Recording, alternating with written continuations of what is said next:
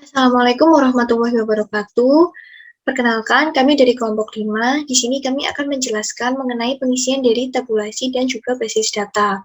Yang pertama, saya akan menjelaskan pengisian dari PSID, SEXID, dan juga tinggi. Yang pertama yaitu PSID. Nah, kita dapat menuliskan rumusnya yaitu kemudian buka kurung, kita pilih tabulasi dari ini, kemudian SP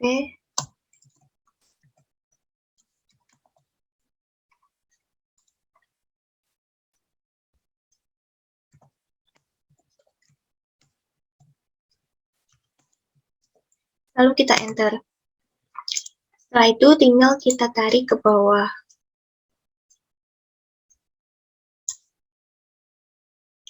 Selanjutnya yaitu pengisian dari SEXID. Rumusnya yaitu buka kurung,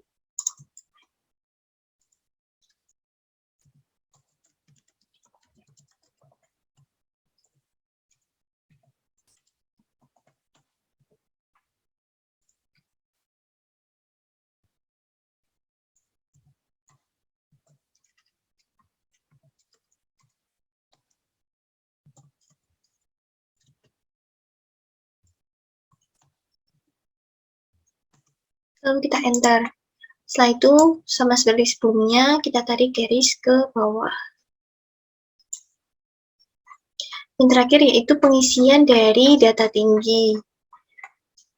Rumusnya yaitu left, kemudian buka kurung, kita pilih tabulasi dari tinggi badan. Setelah itu, kita pilih 3 untuk menggambarkan bahwa di tinggi ini diperlukan 3 digit angka. Lalu kita enter. Kemudian kita tarik garis ke bawah.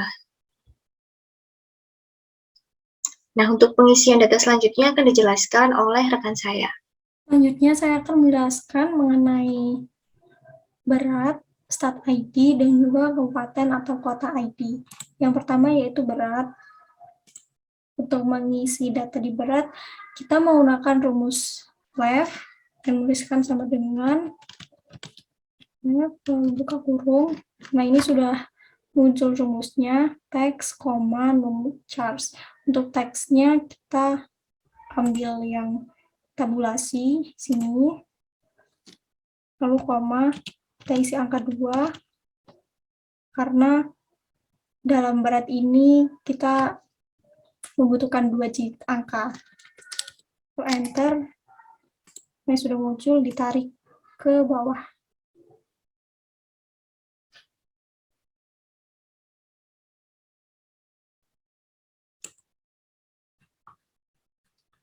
Lalu yang kedua yaitu stat ID atau status mengikuti perkuliahan, menggunakan rumus if dengan menuliskan sama dengan if, lalu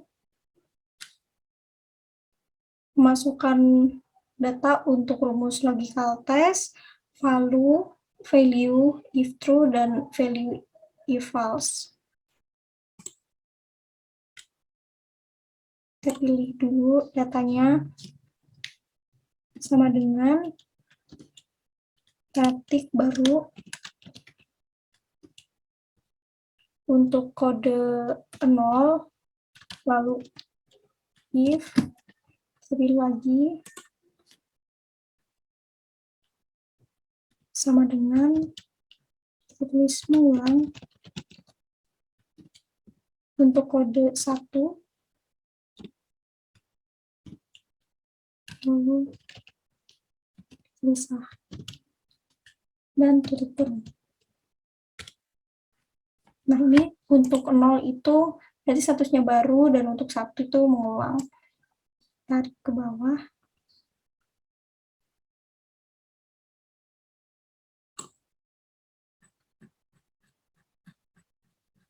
Dan yang terakhir yaitu kabupaten atau kota ID menggunakan rumus VLOOKUP dengan cara menuliskan sama dengan VLOOKUP, buka kurung, dan untuk rumus-rumusnya lookup value, table, lalu call index, dan juga range lookup-nya.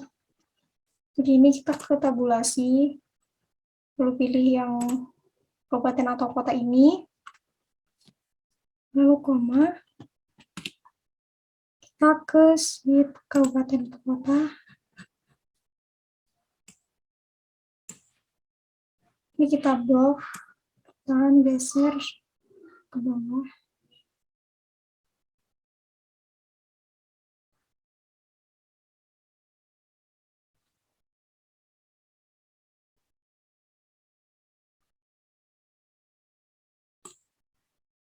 Nah, di sini lalu di sebelum huruf dan sebelum angka diberi simbol $, seperti ini.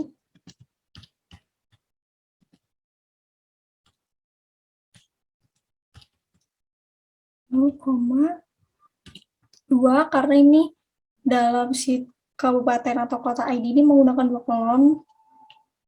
Lalu angka 0 yang menunjukkan range lookup-nya false.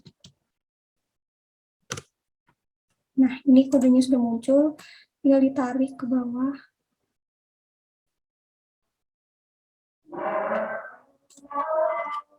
Selesai.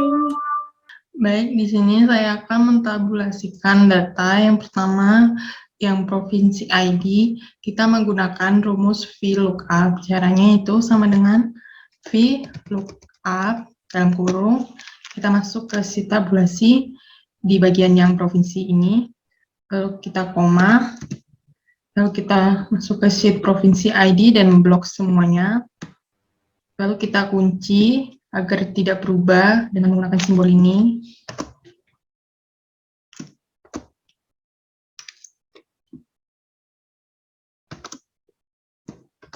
Lalu kita koma 0, lalu dalam kurung. Dan untuk jawaban selanjutnya kita tinggal tarik ke bawah. Dan sini kita bisa cocokkan, di sini kan angkanya hasilnya 35, sedangkan di tabulasinya itu Jawa Timur. Kita bisa lihat di keterangan provinsi ID. Nah, di keterangannya itu Jawa Timur menunjukkan angka 35, berarti ini sudah benar. Selanjutnya yaitu untuk beasiswa ID, caranya itu menggunakan if. Kita masukkan sama dengan if,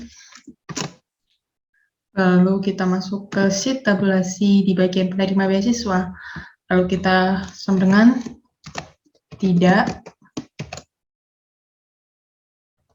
0, lalu if lagi, kita klik lagi, sel yang sama, lalu sama dengan tanda petik 2, ya, koma 1, koma,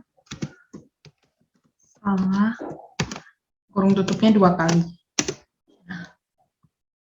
Lalu untuk jawaban ke bawahnya, kita tinggal tarik ke bawah. Maksudnya itu jika dibaca, jika hasilnya dia tidak menerima beasiswa, maka akan keluar di datanya ini 0. Namun jika dia menerima beasiswa atau iya jawabannya, maka keluar hasilnya itu 1. Kalau jawabannya tidak dua-duanya, maka nanti hasilnya akan keluar salah. Sekian dari saya. Selanjutnya saya akan menjelaskan mengenai tata cara pengerjaan POS ID. Pertama kita klikkan sama dengan, lalu if, lalu kurung buka. Setelahnya kita menuju ke tab tabulasi. Di sini kita klikkan sel L2, lalu sama dengan tanda petik POS. Ketik 0, if,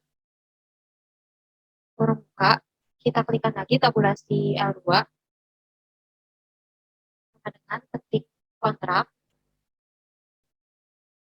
ketik koma 1, if, kurung buka, tabulasi L2, dan tanda petik rumah sendiri. Koma 2, if, lalu tabulasi L2 lagi, sama dengan tanda petik lainnya, koma 3, Lalu kita beri kurung tutup sebanyak 4. Lalu enter. Dan berikut merupakan hasil dari course ID. Agar pekerjaan kita cepat selesai, kita tarik saja.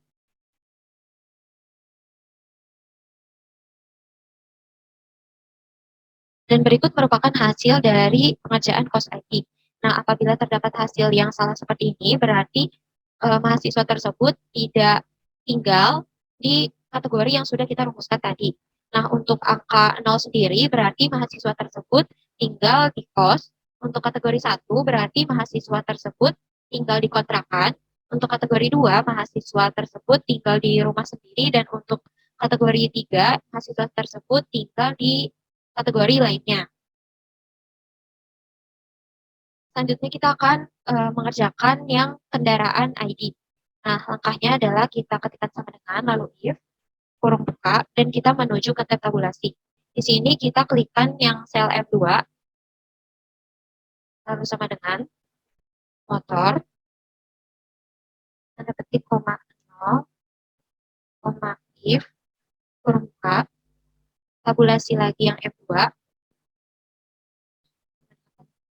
ya, titik, koma 1, koma if, tabulasi lagi sel F2, tanda petik jalan, koma 2, koma if, lalu tabulasi lagi F2, dengan titik 3, koma if, lalu tabulasi lagi F2, dengan tanda petik ojek. Titik, koma 4, lalu kita beri kurung tutup sebanyak 5 buah. Setelahnya kita enter. Nah, berikut merupakan hasil dari kendaraan ID. Nah, agar pekerjaan kita cepat selesai, kita drag saja.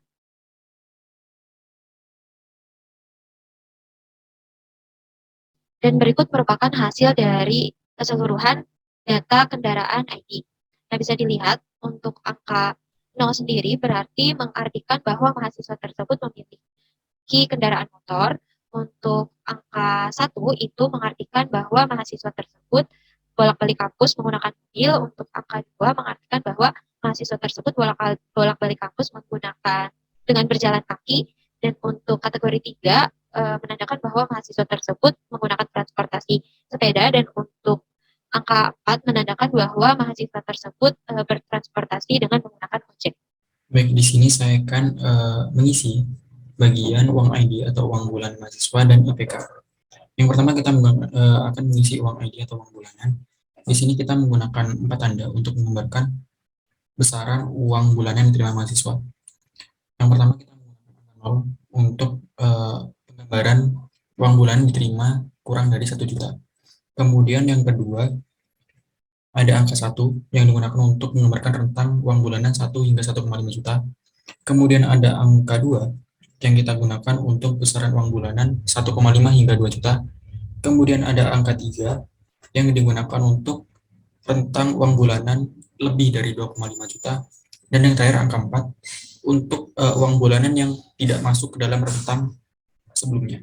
Jadi kita anggap angka 4 ini adalah uang bulanan yang salah. Jadi awalnya kita lihat di tabulasi dulu. Nah, di sini uang bulanan mahasiswa terdapat pada kolom N, sehingga diusahakan bahwa di datanya juga uang bulanan berada pada kolom N, supaya rumus yang dimasukkan nanti tidak mengalami error atau tidak terkedetek. Oke, selanjutnya kita akan masukkan rumusnya. Rumus untuk memberi tanda pada uang bulanan setiap mahasiswa. Kita menggunakan fungsi if di sini. Kita menggunakan if, kemudian karena kolom yang kita gunakan adalah kolom tabulasi, kita isi dengan tabulasi di sini. Nah, kemudian kita beri tanda seru, lalu kita klik kolom yang uang bulanan mahasiswa yang paling atas. Kita cukup menggunakan satu sel saja, Kemudian saat kita nanti drag ke bawah, nanti akan muncul hasilnya. Kemudian kita balik ke data lagi. Nah, selanjutnya kita akan isi tanda atau angka penggambaran setiap uang bulanan yang diterima mahasiswa. Tanda 0, 1, 2, hingga 4 yang tadi. Yang pertama kita isi dengan angka 0. Angka 0 menggambarkan uang bulanan yang kurang dari 1 juta. Kurang dari 1 juta.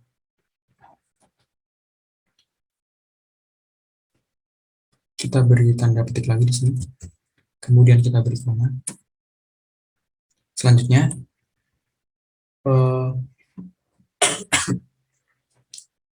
kita beri tanda 0 untuk menggambarkan uang bulanan ini kurang dari 1 juta.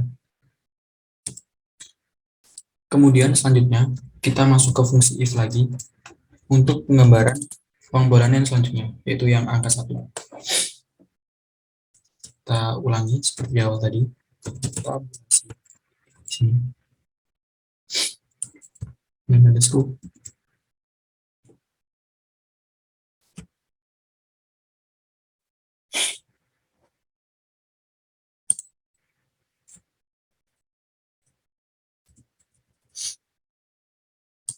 Kita isi N2 karena kolom yang berada pada tabulasi uang bulan mahasiswa yang paling atas adalah baris nomor 2. Kemudian kita ulangi hal yang sama. Kita beri tanda petik. Kemudian ini adalah rentang uang bulanan 1,0 hingga 1,5 juta.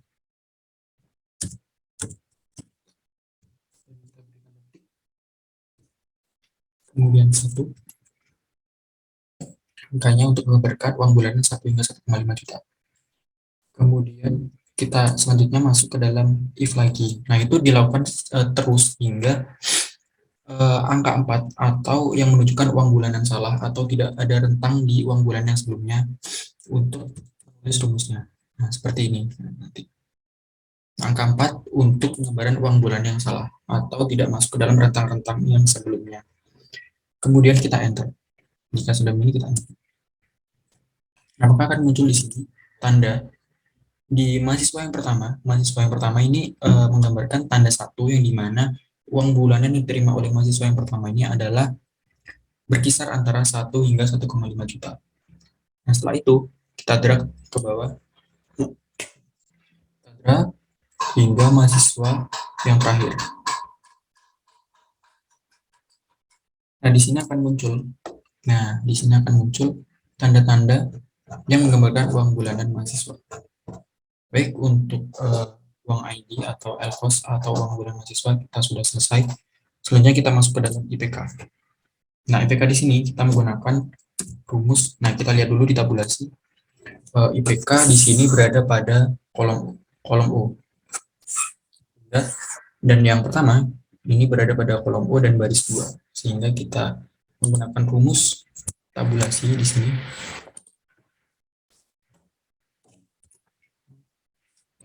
Tabulasi di sini sama dengan tabulasi minus 2 dan tadi O, maka O nomor 2. Kita di sini akan muncul IPK mahasiswa yang pertama. Ini IPK-nya tertera 3,5. Kita lihat di sini tertera 3. IPK sudah benar, kita tinggal drag ke bawah seperti uang ID tadi.